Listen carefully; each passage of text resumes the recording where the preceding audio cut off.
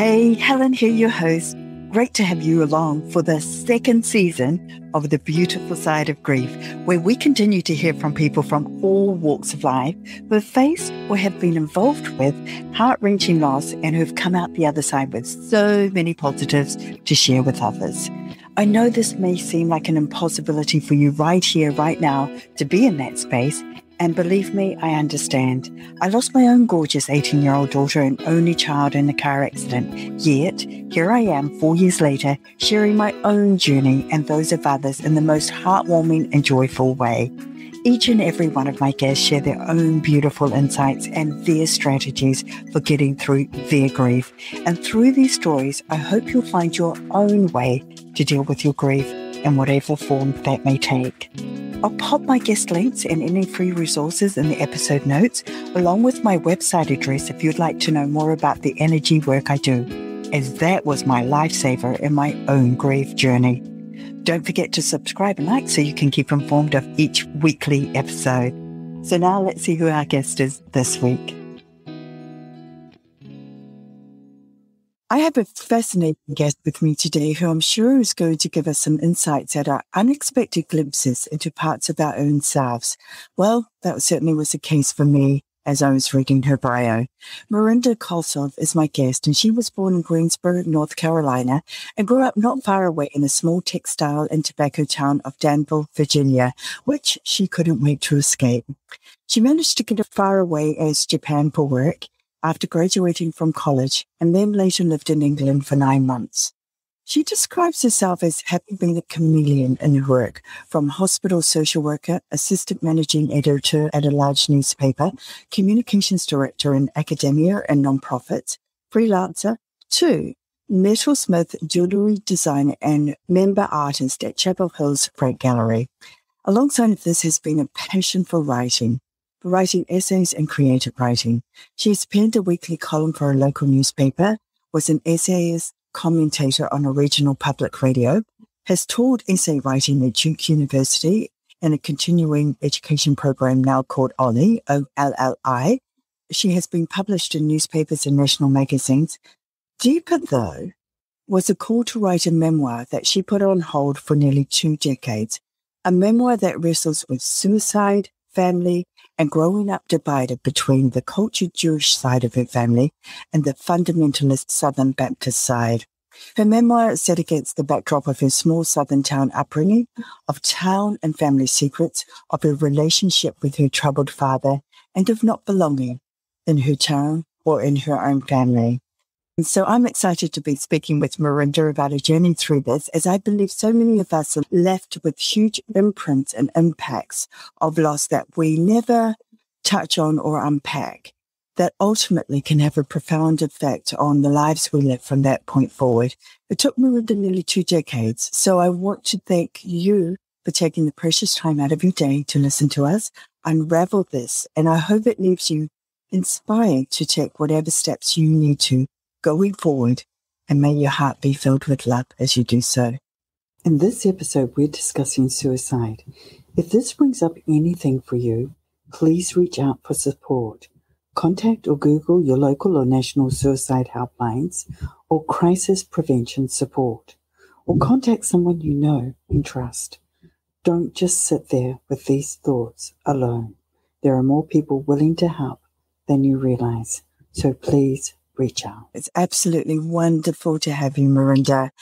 Thank you. It's to be with you today. And I thought we'd start with getting an understanding around what age you were when your dad passed and what your life had looked like pre that, and then what it looked like after that, just so we can get a sense of what the impact was for you. Yes, I was 32 years old, and I had the year prior delivered identical twin sons. And so I was working and very busy being a mother, and it was a demanding time. So I had less time to visit my parents after I became a mother myself, but it was the same time that my father was declining. We could see, before his suicide, we could see that he was very depressed and he was going down a dark slope. into a place where we could never pull him back. Oof.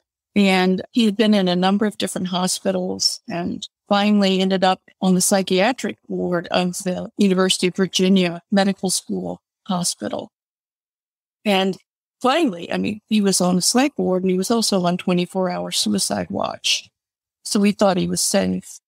But back to your question of before and after, I have to look way back to the before, way back to maybe before college, because once I left school, as you mentioned, I was interested in getting out into the world and leaving my suffocating small town existence. As we all are. But my father was very successful. He was a dentist and he was much loved by his patients. He was successful at anything he put his mind to. In early childhood and later on, I really admired him and I thought he could move the world. He had so much ambition and so much ability and he was so intelligent. And he created the life that he'd always dreamed of for himself. And then his choice to leave that life was stunning. Had you always seen that struggle within him, even when you were living at home? Not too much. I was exposed to a bit of anti-Semitism in the town where I grew up. And my father was very closed in terms of his emotions or what he was feeling. He probably, most of the men in his era were, he was a World War II Army Air Corps veteran. But he had learned from childhood on, I'm sure, just to cut those emotions, that you don't show emotions at all. So it was hard to see that he was suffering. The only time my mother said she saw him cry was when he got his dental degree from the University of Maryland and then took the dental boards to practice in North Carolina. So my mother could be close to her twin sister. And they flunked him. And he had been 20th out of a class of 120, 122 at Baltimore at the dental school. Yeah. So he felt that there was something fishy going on. And so my mother did some researching and talked to the doctor she had worked for as a licensed practical nurse. And he knew some of the dentists in town. And so he did a little excavating. And what he came back and told my mother was that they flunked him on purpose because they didn't want another Jew practicing in North Carolina. And the fact is, he had converted before he married my mother. So he wasn't. So, it's all about your last name, where you were born, and all the prejudices that have been built up around being Jewish. And so I know that was a sore spot for him, because my mother said that was the only time she ever saw him cry. And I was probably 5 years old at the time, 5 or 6. But I think the way he dealt with his emotions was just to get busier and busier. Head of his Masonic Lodge, president of that, chairman of this, and he always had some big projects going. And he was successful at all of them, but everything was held in so tight. It's that repression, isn't it? And that was so the norm back in those days where you didn't talk about your emotions, and especially if you were male. And so I can't even begin to imagine what he must have been going through all those years and trying on the outside to look as though he was keeping it all together. So what about after? How did that change your life? Well, I fell into a deep depression. I struggled with depression since I was a teenager, but then I didn't know what it was, right? And I didn't think that every other person my age, I assumed, well, maybe they feel the same way. Being a teenager is hard and being in high school is hard. But there was just what they call anhedonia in psychological literature. I minored in psychology, where I didn't enjoy things. Things that used to bring me joy didn't. I just had sort of this flat affect, and I retreated. I retreated to my room at home, to my bedroom, and I would read. I read a lot books. So I think I strayed. I tend to do that. Born a Southerner. We tell stories. So afterward, I knew that he was in bad shape and depressed, and he had bounced around to many hospitals, but his depression was expressed through physical pain. He had a bad back. He had surgery for his back, and that's all he talked about was his pain. But I had a distinct feeling, and also it just made sense in the real world that he was channeling all of these feelings he must have had churning inside him through this physical pain. And when I would visit him, it was like setting off a tape recorder. Same thing every time. Well, my back is hurting me so much today, I couldn't even reach for the water glass by my bedside. So he bounced around to a number of different hospitals, and he was always discharged with the doctors throwing up their hands saying they couldn't do anything for him or with him. He was really stubborn, and it was like he was clinging to this, to the pain, to explain things. So Eckhart Tolle, he talks about the pain body, and that again is a lot of those repressed emotions that when we give attention to, just build up on top of each other. So we have this incredible pain body, and it usually has an emotional basis to it. Very rarely a physical. Yeah. So I became very depressed, and I had these two young children who needed me and a husband. And so I didn't have time to grieve, really. I mean, I knew I was really depressed, and I started seeing a therapist then, which was helping me cope. But basically, I had to cope. I didn't want to cry in front of my children. That would upset them because they were too young to understand any of it. I just put my head down and kept going. That's the only way that I can describe it. Though I, on the inside, was very sad. But I've always been someone who copes. Like, I've never gotten to the point where I begged for help, or I just sort of soldiered on. Yeah, I think so many of us do that until we realize what we're actually doing and what we need to deal with. Now, Kim Church, she reviewed your book, and she described your father as a shapeshifter, a Jewish-turned-Southern Baptist dentist, pilot, farmer, who never managed to escape the stigma of otherness or the pain of unbelonging. Now, you describe yourself as a chameleon in your own life work, moving from one thing to another. Do you think that these are the same, traits that you got off your dad? Or are yours driven by something else? That is an excellent question. The older I get, and writing my book certainly helped put some things into perspective, the more I realize I'm very much like my father. And I even look more like the Jewish side of my family. My three siblings who are younger look a lot more like my mother's side of the family. And so I very much am like my dad in that I'm a self-starter.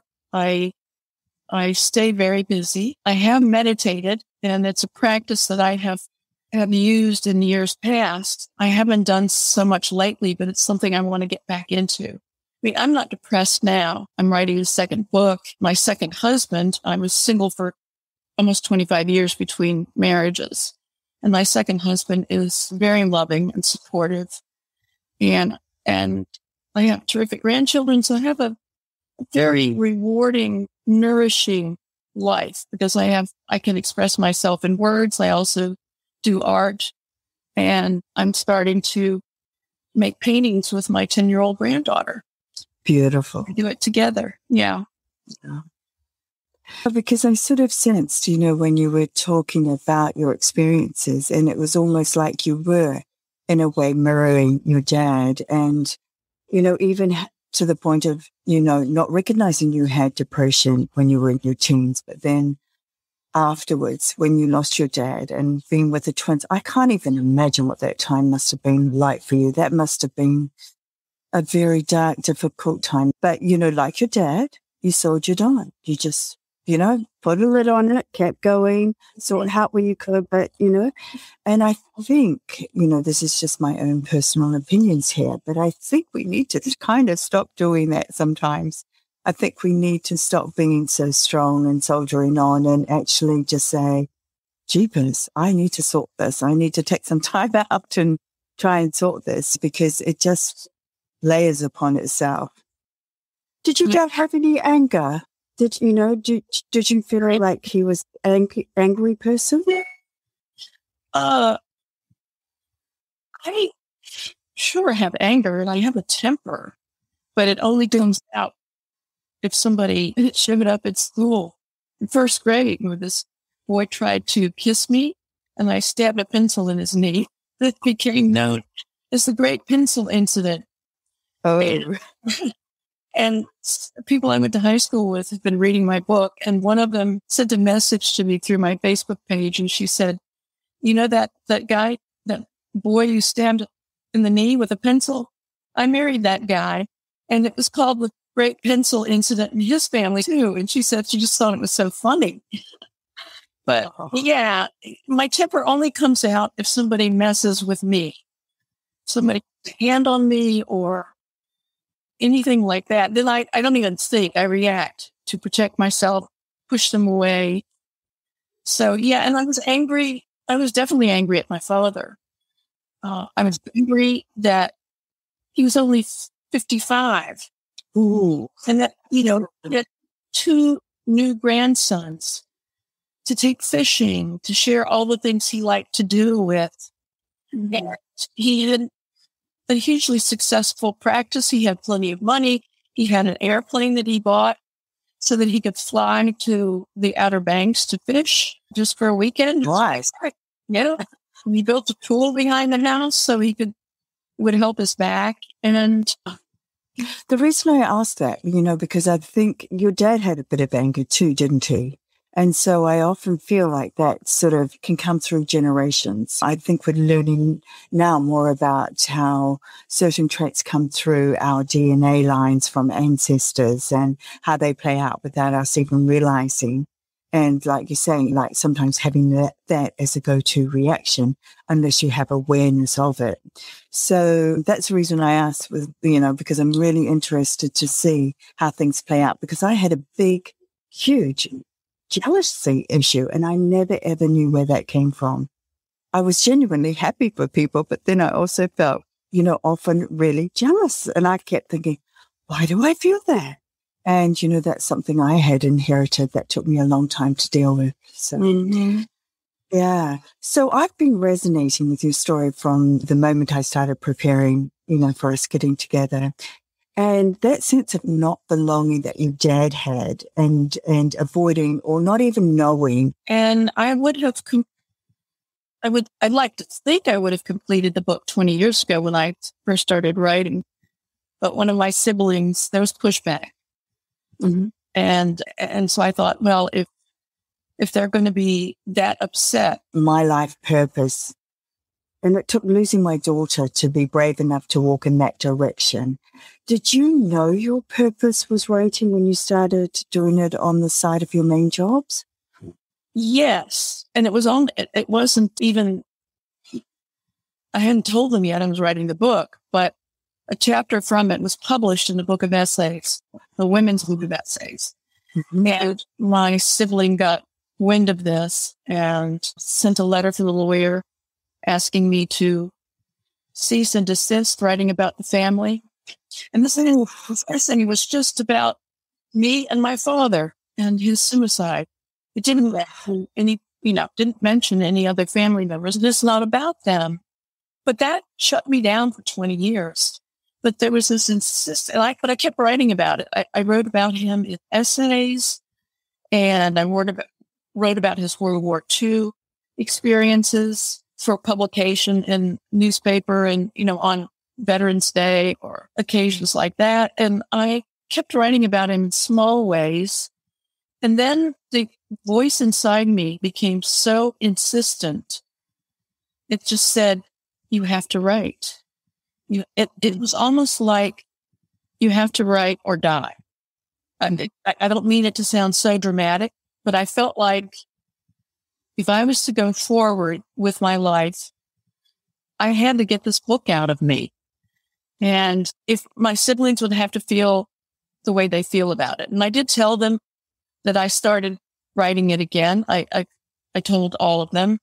And I said, I know that you're not happy about this, but it's something I have to do for myself. And it's my story. And you would probably tell the story differently because we all have different memories growing up. I'm the eldest, so my experience would be very different from the others. And they didn't want to be mentioned very much, but I said I can't very well write a book about my family without mentioning siblings. So I told them I've given you pseudonyms and they've kept any mention of you to a minimum. So I tried to settle that issue by doing that, by telling them up front and all the steps I was going to take to protect their anonymity and not write anything about them because their memory of each situation may have been very different.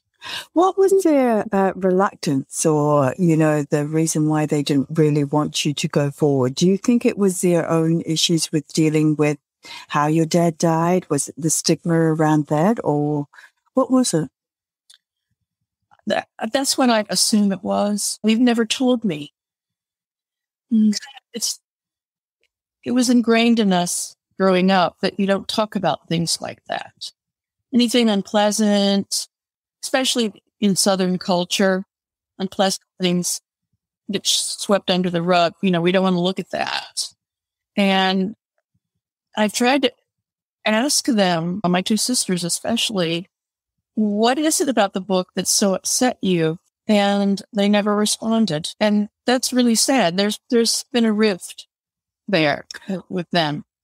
That's very heartbreaking. But hopefully one day, when maybe they do feel the need to read the book and understand from your perspective, and that's what it's about. It's your perspective of what happened. They might have a greater understanding and just realize why you needed to do that. I get that needing to do something. For you, it was writing and doing this book. And, and it was about, needing to understand your dad, wasn't it? And the forces that shaped him. And I think, this in turn has led to how you've played out your own life, hasn't it? How you've lived your life. So how did you go about unraveling who your father was? Did you already start with a lot of information or did you really have to talk to a lot of people to get that sense of who he was? I already had quite a bit of information and I tried, unfortunately, because I waited 20 years, a lot of the people who knew him are dead. So I couldn't really talk to them about him. And they were friends and the women who were his dental assistants, and they're all dead. So I had to rely on memory and artifacts and things of his. And I remember the stories my mother told me about Dan's childhood. He never talked about his childhood. They were funny stories about the things he invented. Like he built his own cannon and shot it off in the front yard of their house in Mount Vernon, New York, which is a leafy neighborhood. And a neighbor boy built a sailboat. It was written up in the Penny Bird. Fortunately, there was the newspaper article about it, that they spent $1.30 on materials and they took it out to whether it was the East River or the Hudson to see if it would float. And they had a couple of leaks, but once they were plugged, they were good to go. And so that was what Dad, oh my gosh, he conceived of something and he didn't think, oh, I can't do that, or that's too hard. He just did it. And I love that you're actually remembering and putting those down on paper, those wonderful memories, because it's not just the unfortunate side of those experiences that he had to go through that made him. It was also all those anecdotes that you're telling us now, the fun side of him. And yeah. And they are really, really important to remember because that was your dad first and foremost. Yeah, I worshipped him. I was, in a way, much closer to him.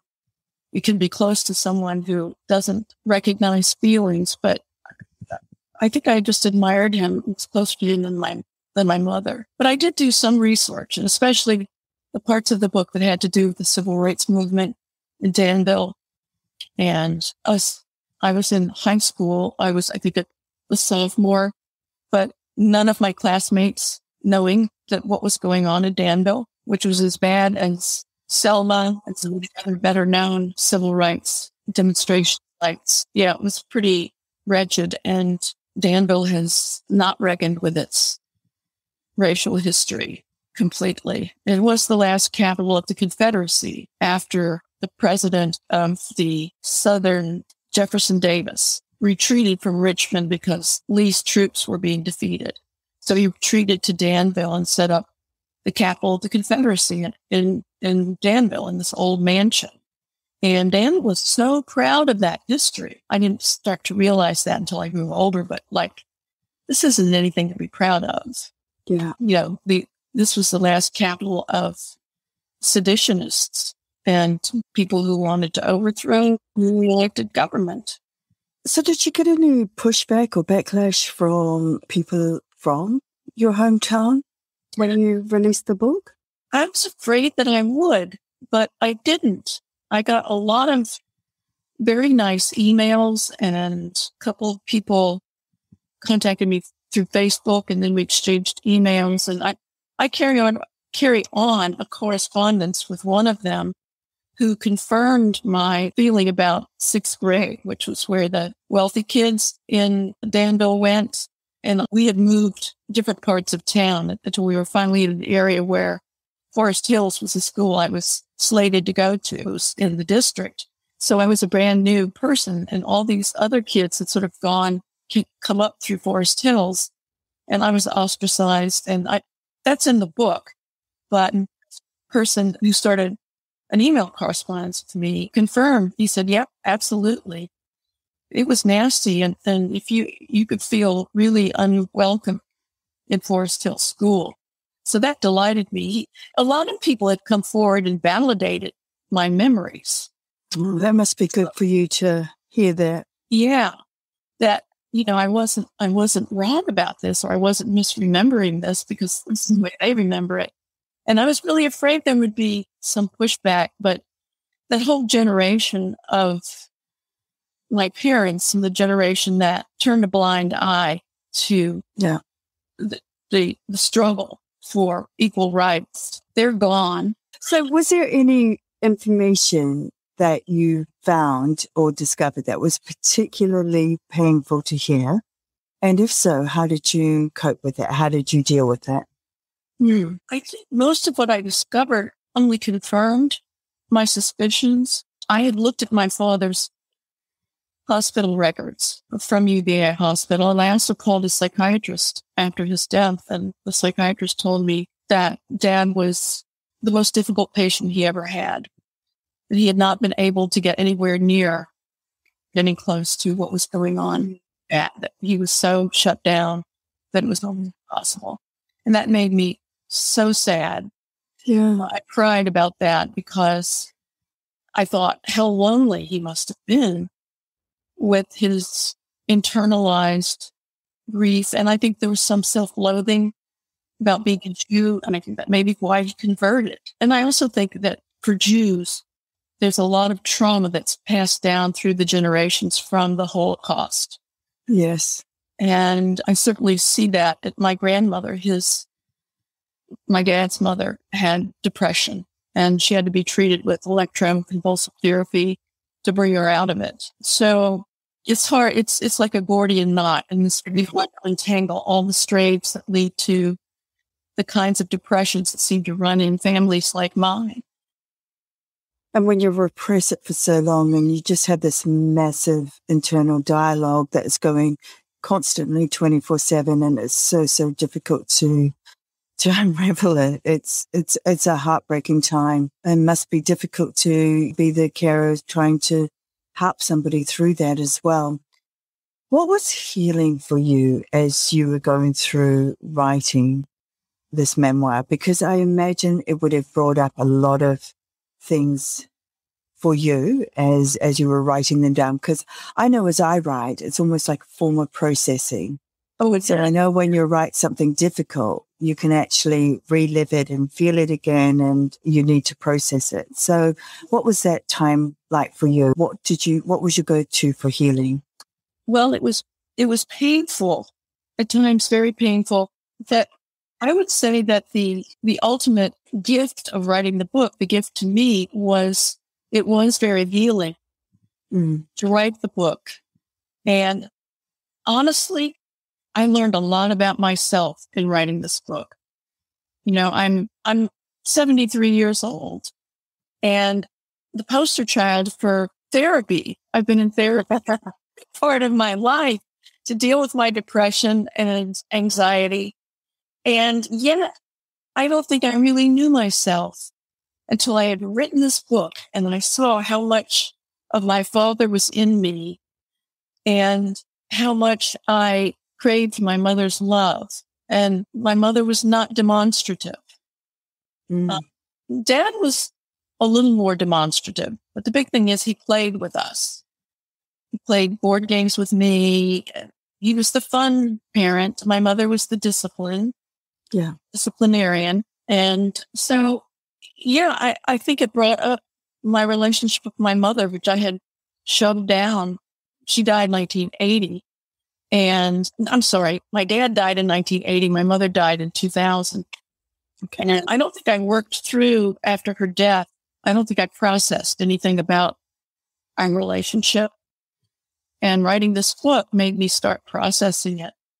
And it made me understand some of the cravings I've had my whole life for physical affection, or hugs, and because I didn't get it as a child, and figuring out what that did to me as a young woman, it led me down some paths I shouldn't have gone down. You know, my desire for love and affection. You know, find the one guy in the room who's the most emotionally remote, and I'll be attracted to him. Be right.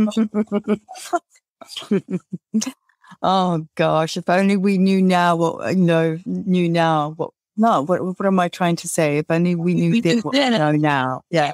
Yeah. I think I could have avoided a lot of mistakes and a lot of angst and anguish if I knew then what I know now.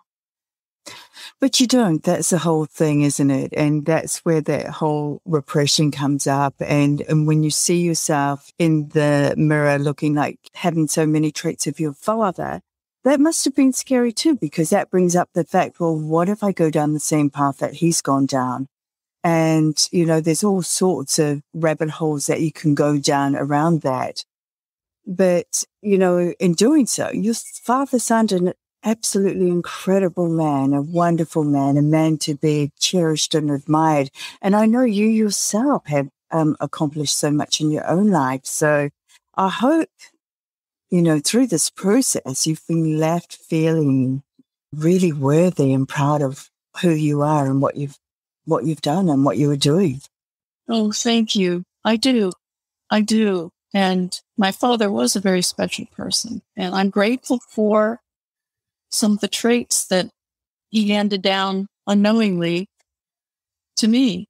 I always felt like, you know, what drives me is wanting to be successful and wanting to be, the dark side of that is always wanting to be perfect and do everything perfectly, which is impossible, you know, and I had to let myself off the hook about that. And even in writing the book, I thought, well, gee, it could be even better. And maybe I should have worked on it longer, or gotten 2 or 3 more editors to look at it. And finally I just said, look, I'm getting to the age where I could croak before this book gets out. So I need to finish this book and get it out there and stop trying to make it perfect, because it never will be.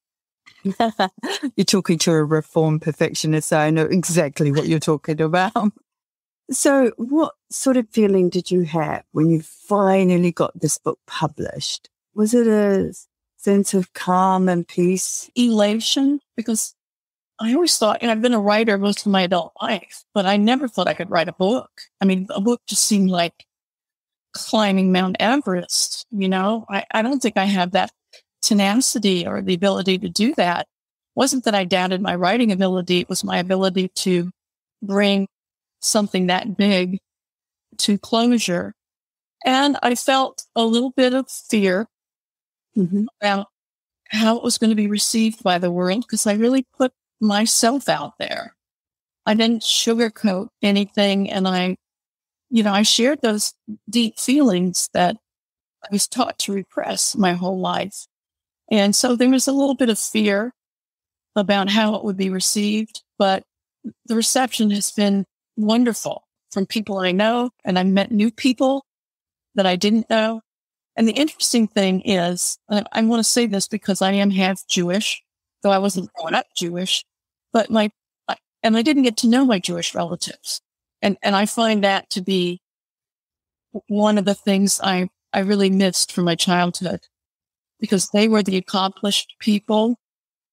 Whereas on my mother's side, let's just say they didn't read a lot, and I really did not like being around them. So the interesting thing is that the couple of Jewish cousins that I know, I told them about my book. I sent them copies. They read it in a day or two, got back to me and said they loved it, and they bought copies from other relatives on the Jewish side that I've never met. Beautiful. It was just wonderful. The contrasting with my own family. My dad was an only child, so I don't have any first cousins. But on my mother's side, well, there's one cousin left, and he helped me remember some of it. He was, I should acknowledge and mention him, that he had a hard life, and I didn't know how hard until he and I started talking about memories. But, my direct family, my nieces and my siblings, the opposite reaction. So it's interesting to me that my Jewish family loved it, accepted it, and my Gentile family, not so much. It's really wonderful, though, that you made those connections, and hopefully they can, go now through your generations of your own family and grandchildren and things like that, because you've reconnected and got those connections back again. So that I think is just wonderful to hear. And that's probably very healing, because I think we need to know all parts of ourselves, the good, the bad, the ugly, but also from the different cultural aspects as well. For those who are listening with us now, what would you recommend that or what do you wish that you had known beforehand, or that you found along the way that would have really helped you back in those early days of losing your dad? You mean that immediately after his suicide? Yeah, you've probably learned a lot of lessons along the way, and sort of just with understanding the information in that. So I'm just interested to know what you wished you had known beforehand to help you cope with all of this. Would you have gone ahead and written your book regardless? Back 20 years ago? Yeah. Yes, exactly. And that was still 20 years after my father died, because that was in 1980. I wish that I had known it was okay to let myself openly grieve, that I could find safe places to do that. At the time, I felt overwhelmed, completely overwhelmed with caring for my children and a husband who, we had difficulties, and that marriage didn't last. But I felt utterly overwhelmed. And I wish, thinking back, that I never took time for myself to pay attention to what I needed. It was always about, let's just get through this. Let's take care of everybody else. And I wish I would have thought, you need to take care of yourself here too. Yeah. That's really lovely insight to share with people, because I think we need to know those things. There are lots of people who consider themselves not equipped to write about their experiences like you did, and they think, they don't have the skills, what have you. But it's more about releasing your thoughts and putting them down onto paper, isn't it? And it doesn't have to be pretty or nice. What would you say to people who say to you, I'd love to write, but I don't know how to write?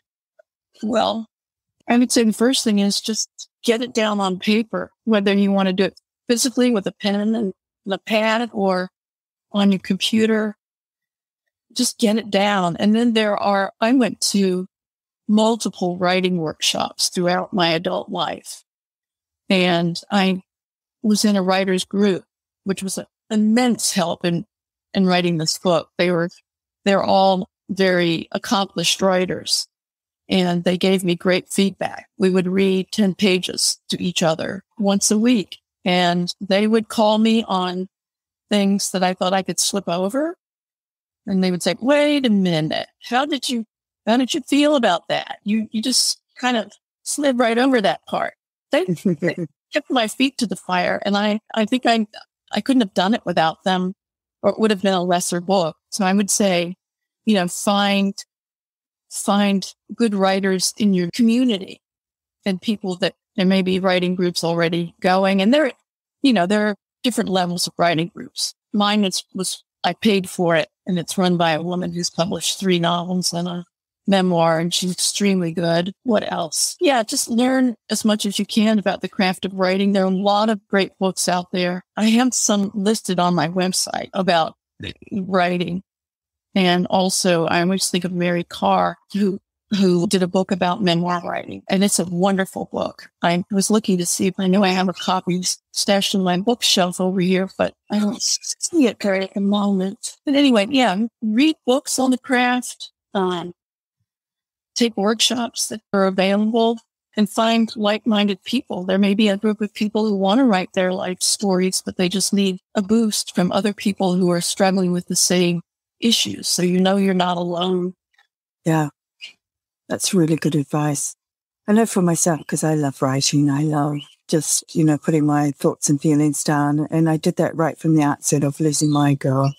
And so I've just got a whole lot of sections with just writings on different things I've thought about over time and reflecting back and things like that. And even as I go back and read them, because sometimes you forget things and you go, oh, that's right.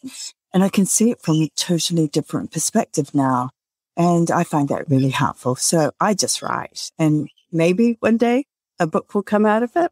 Maybe not. But I do know that there's a book there waiting to happen. So I think I'm going to honor that soon, just once I get all this running nice and smoothly. Well, it's a book I would want to read. Thank you. Thank you. Thank you. What do you consider the most important thing or things you want people reading your memoir to get out of it? I think that marginalizing and not belonging is such a big piece. Didn't you belong? Why did you feel you didn't belong? Was that because you were very similar to your dad? I think that's part of it. And I think it's the things that people just unconsciously do. There's no bad intention behind it. But, in Danville, they would say, well, Kossoff, that's an unusual name. Where are you all from? And, Southerners like to place people in context. And I said, well, I don't know. I'm from Danville like you, I live here.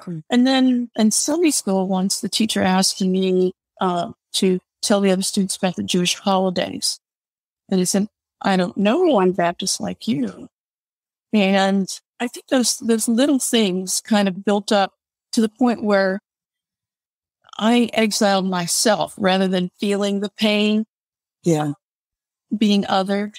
I sort of did it myself. I hived off by myself and became very shy. So, and being othered can happen to, racially. I mean, I'm thinking about just the Asian Americans being attacked here in the U.S. because of COVID and blacks. I mean, we know that history. And this country was built on the backs of African Americans. And Jews have suffered. There's a lot of anti-Semitism in this country still. And so this is not just me. I think many, many millions of people have felt that being othered feeling and that you're not quite worthy, that you're just not quite up to snuff. Yeah. And that's a horrible feeling. I mean, I know for completely different reasons growing up and that feeling of not belonging, because I was so different from the rest of my family, my sisters and my brother and my parents. And I used to ask if I was adopted. That's how different I was. And then what I realized as I got much, much older was that I was this really hypersensitive person. So I could feel everybody's feelings and that's how I would view when I walked into a room. So I would worry about stuff that nobody else was worrying about because I could feel it. And that made it very, very difficult for me and feeling like I didn't fit in. So I think there are many different levels and realms of what people are feeling about not fitting in, whether it's cultural or whether it's, socially or any other number of things. So thank you for sharing that, because I think it's important for us to be talking about this and just realizing that underneath it all, we're all the same with all the same wants, needs, and desires. Yes. And I could really resonate with what you said about your family being different, because I was the different one, and I was marginalized in my own family. Yeah. For loving my Jewish grandfather, who was, in my mother's eyes, the devil, and for looking more like the Jewish side of my family. And my mother said some things that really shocked and saddened me. Like, oh, that expression you have is just like Grandpa Herman. And she called me Little Herman. And she did not get along with him because he was against their marriage. He wanted his son to marry in the faith. So they weren't observant Jews. So I was also marginalized in my own family. And I hope families are sensitive to that, because like you, I was very sensitive to feelings, and I picked up on things that maybe my siblings didn't. Yeah, that's what I was thinking when I was reading about you, the similarities. I think we've had a few synchronicities, actually. Yes. So I read a recent post that you put up, and I absolutely loved it. And it goes along with what you've just discussed. And I've thought many times throughout my writing journey that when I first learned the power of language, that language had the power to hurt. Okay. And you talk about that. I think we all experience the sticks and stones of language directed against us at one time or another when growing up. It may have been a casual remark that cut deep or an outright insult. From my Jewish grandfather, I learned about the power of words to discuss ideas and describe travel in a way that led me to yearn to go abroad. Mm-hmm. I feel the same. It has the ability to hurt, but it also has the ability to inspire and allow you to dream and want a different way of being. And like you, I also packed my bags and I went overseas, and I went to Israel. I went to Israel when I was 20 years old, and I've always been drawn to that country. And I don't know why, but I went back not so long ago, and it was just like I was stepping home again. Walked through the doors of the family that I used to live with and work for, and just felt at peace where I belonged. Yeah. Yes. And that was a beautiful, beautiful feeling. So, yeah. So I just wanted to bring up that because that really resonated with me and made me think, I was very much the same. And there are listeners out there who probably are nodding their heads as we've been talking about things that they share with both of us. So let's now talk about what's been your before I go there, I just want to know, what has been the greatest tool for you in your healing to get to the point where you are now, where I feel and I sense that you are letting your creative side emerge from you and that you're more at peace and accepting of what has been? I would say the greatest tool has been writing. Yeah. Writing my feelings. For some reason, all the therapy didn't get me as far as writing this book did. Yeah, I love that. And because that's something that people can do without having to spend a lot of money. Okay, so we're going to finish up now. And just before we head to your takeaways for our listeners, I want to know what's the best thing that's happened to you today or this weekend or past week? Oh my gosh, the best thing was spending all day Saturday with my 10-year-old granddaughter, Clara, who is quite an artist already. And we spent the day, the two of us, painting an abstract piece. And she's used to doing representational drawing and painting. And she wants to move into abstraction. And so I brought out an old piece, an abstract piece that I didn't like at all, and said, we could just change this whole thing and make it ours. And we started about a month ago, and we finished it on Saturday. And the look on her face, she was so happy and so proud. And she told me, this is my happy place, as she was sitting there painting. And I was just like, well, I'm so glad we can provide that for you. Oh, and how beautiful that she's learning that at 10 years old.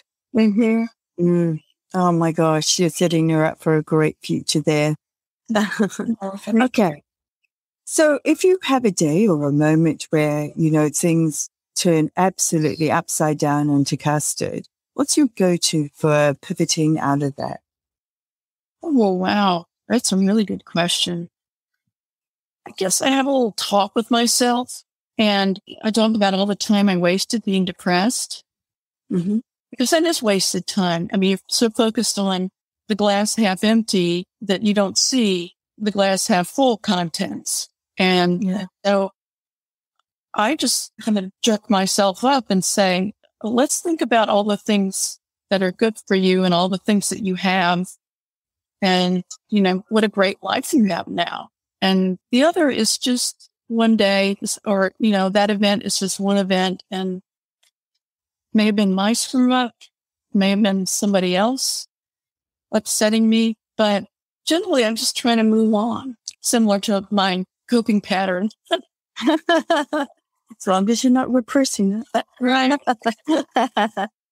Yeah. And I know that power of being grateful for what you have and in the here and in this moment, even no matter how bad things seem, because someone somewhere else has probably got it 10 times worse. And when you think about that, you can just take a deep breath and go, okay, right, I can deal with this. I'm lucky. I'm actually very lucky. Yeah, absolutely. So what are the takeaways that you would like to leave with our listeners today? I guess that grieving is a process, and you can't put a time frame on it. And the point is to feel your feelings when you've lost someone and allow yourself the time and the space to grieve and to be alone if you need to be alone, or to reach out to friends if you feel you need their comfort. I think each person grieves in their own particular way. The second takeaway would be to would-be writers and writers that spilling your guts on the page does not necessarily mean that you will have your head in the stocks, or that you will be criticized for being who you are.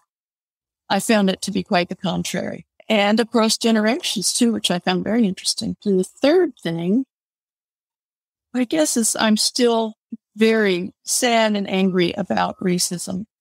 And I guess the third thing would be mindful of what people of a different color or different religious background, just people who are different, be mindful that they are still people going through the same struggles that we all have in life. They may be in different forms, but I think it's to be very mindful in our interactions with other people.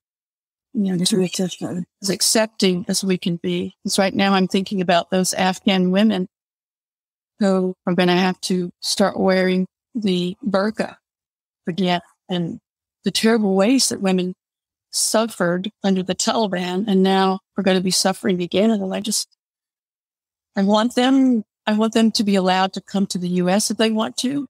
And then they can wear whatever they want.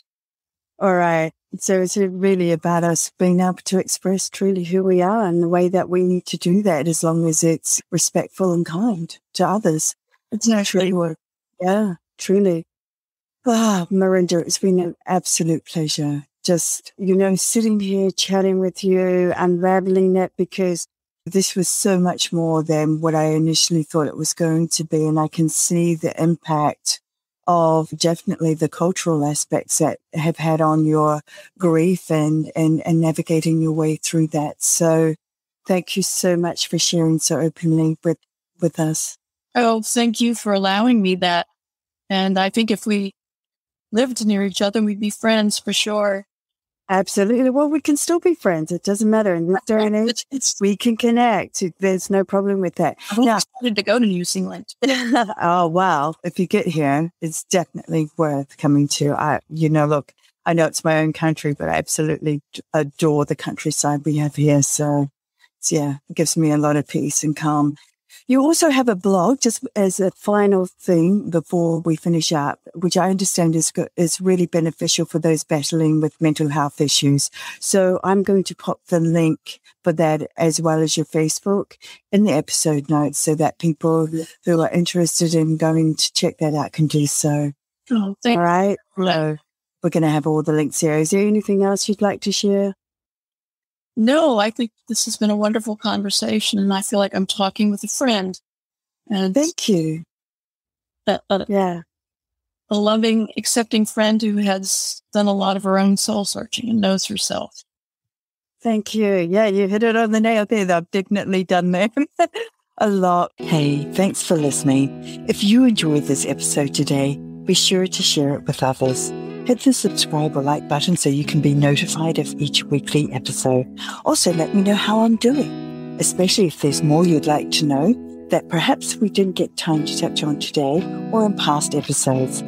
And if you're after resources to help you out on this journey, or more about the energy healing work I do, hit the Healing to Be You link. That's the word healing, 2, letter B, letter U.com. So until next time, be kind to you, and thank you for joining us on the beautiful side of grief.